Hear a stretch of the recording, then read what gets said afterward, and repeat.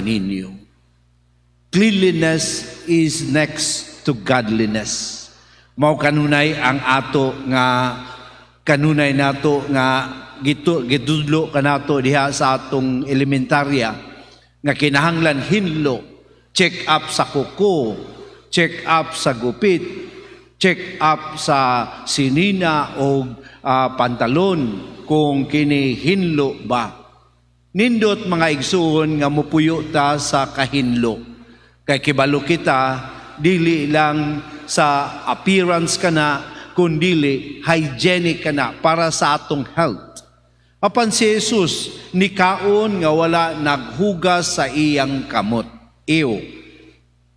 Siguro makaingon gyapon kita kaniya, uy, di man na siya hygienic.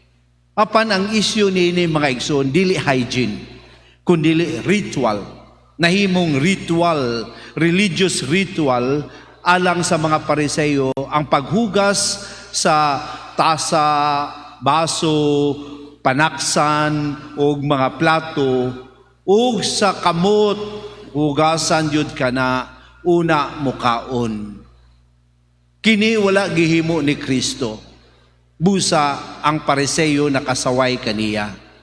Apan ang punto nini mga igsuon, gidala ni Kristo sa usa ka halawom nga pagtan-aw sa atong mga rituals and traditions, isip mga tumutuo, nga diin kining mga ritual nga atong gihimo, maayo kini, apan dili lang yun kini igo, kay tungod kini ubanan gayud sa atong mga buhat good works. Ang ginaingon ni Kristo dari nga sa paghatag sa unsay sulod sa atong mga plato ngadto sa kabus, maoy tinuod kayod nga makahinlo kanato.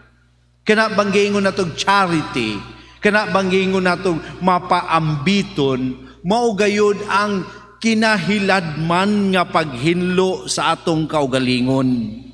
So nindot nga musimba ta adlaw-adlaw, nindot nga kita nagaampo sa rosaryo, nindot nga kita religyoso in a sense nga kita aktibo sa atong parokya o sa JKK.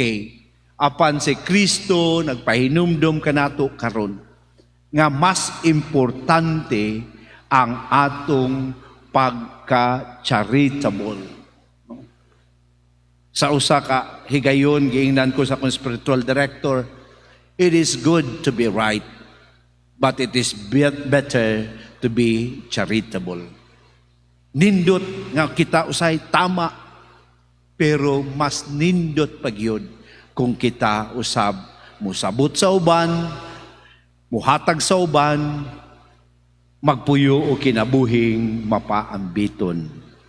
Mga igsoon, si Jesus magpaambit sa iyang kaugalingon kanato karon nining Eucharistia. Dili aron pagpakita nga siya kanunayng hawod, kundili aron paghatag og ehemplo sa unsa ang pasabot sa kinabuhing mapaambiton diha sa atong pagtuo sa atong Ginoo. Amen. Palihog manindog.